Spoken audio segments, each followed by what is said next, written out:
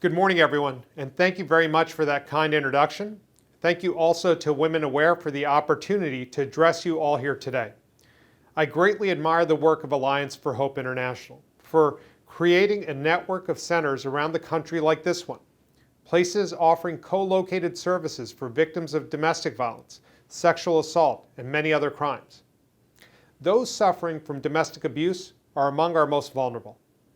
I haven't suffered such abuse myself, but if I try to imagine what it must be like, I imagine the feeling of being trapped, an ever-present fear for my safety or the safety of my loved ones, in the place where I'm supposed to lay my head each night in peace.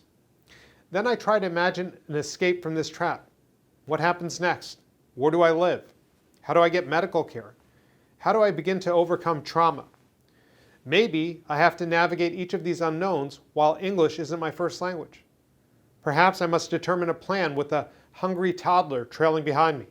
I can only imagine how utterly overwhelming it all must be for victims. Resolving these problems is the mission of a Family Justice Center, extending a hand to the survivors, those with nowhere else to turn and a confusing mix of decisions ahead.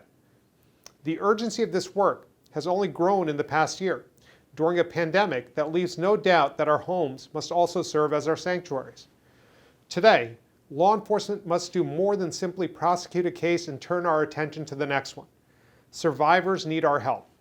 They need access to comprehensive resources. They need to be safe, and they need protection from further violence. Survivors need law enforcement to be a partner in their empowerment journey.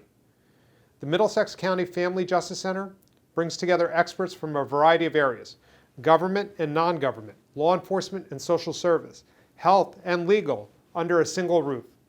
All of this with the hope of clearing the path forward for victims. And so I applaud Women Aware and the many community leaders, survivors, and law enforcement agencies who have supported the Middlesex County FJC.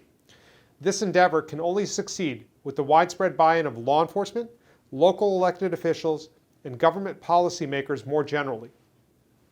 The U.S. Department of Justice has called the Family Justice Center model a best practice in domestic violence intervention and prevention, and we now have 5 operating across New Jersey.